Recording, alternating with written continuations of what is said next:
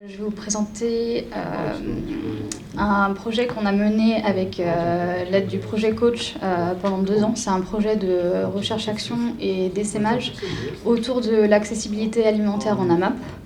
Il y avait 2 grandes ambitions initialement pour ce projet. C'était d'une part renforcer l'accès à une alimentation issue d'une agroécologie paysanne locale à des personnes en situation de précarité alimentaire.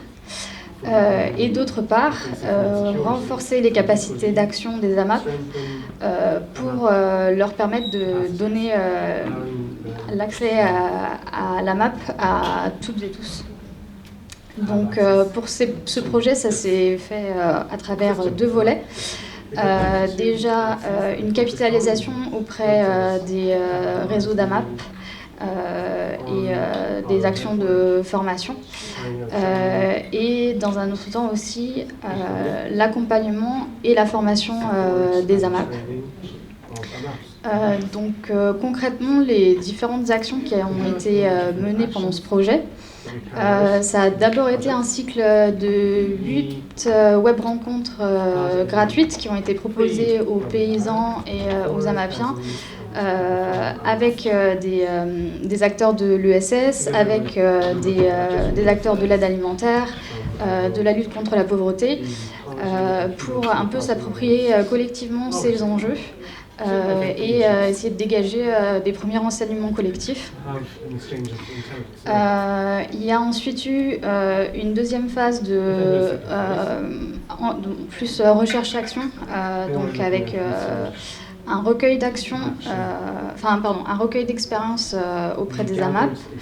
Donc on a lancé un kit d'enquête participative auprès des AMAP qui avaient déjà sur leur territoire lancé des projets d'accessibilité alimentaire pour essayer de voir comment elles avaient structuré leurs projets.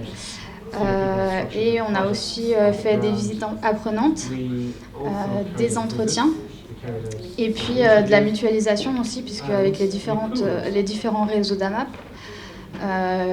il y a des groupes de travail qui ont eu lieu pour partager ce qui se faisait un peu sur le terrain dans les différentes régions et pouvoir mutualiser les pratiques. On a ensuite mis en place une formation de formateurs à destination des réseaux d'AMAP. Non, pardon, j'ai oublié une étape. Donc, à partir de cette phase de recherche-action, on a fait un peu une analyse collective de tout ce qu'on avait récolté pour créer finalement un socle commun de savoir et de savoir-faire autour de ce sujet de l'accessibilité alimentaire en AMAP.